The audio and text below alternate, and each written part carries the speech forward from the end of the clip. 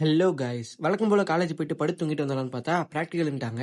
ப்ராக்டிகல்லாம் முடிச்சுட்டு பார்த்தா அப்பா ஊருக்கு வர சொல்லியிருந்தாங்க. அடிச்சு புடிச்சு பஸ்ல டிக்கெட் போட்டு பஸ்ல ஏறி அப்புறம் கேபின் ரேட் பார்க்கலன்னா எப்படி?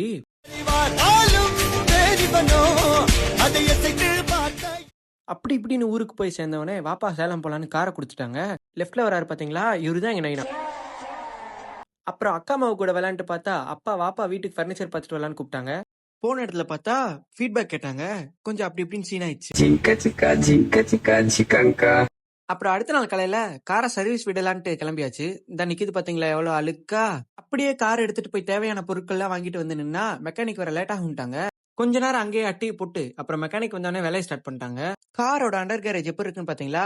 நானே இப்பதான் ஃபர்ஸ்ட் டைம் பாக்குறேன். அப்புறம் பழைய இன்ஜின் ஆயில் ரிமூவ் பண்ணா பயங்கரமான கண்டிஷன்ல இருந்துச்சு. அப்படியே கூலன் சேஞ்ச் பண்ணிட்டு டெஸ்ட் ட்ரைவ் போயிட்டு வீட்டுக்கு போயாச்சு. அப்புறம் இஃப்தார்லாம் முடிச்சுட்டு போலான்னு பார்த்தா எங்க அக்கா அம்மாவை விட மாட்றா. அப்புறம் ஆளை அப்படி இப்படின்னு கன்வின்ஸ் பண்ணி ஒரு ரவுண்டு கூட்டு போயிட்டு வந்து ஏமாத்திட்டு வண்டி எடுத்துட்டேன். அப்புறம் என்ன, ஒரு டீயை போட்டு வண்டி எடுத்தவனே பாட்டு தான்.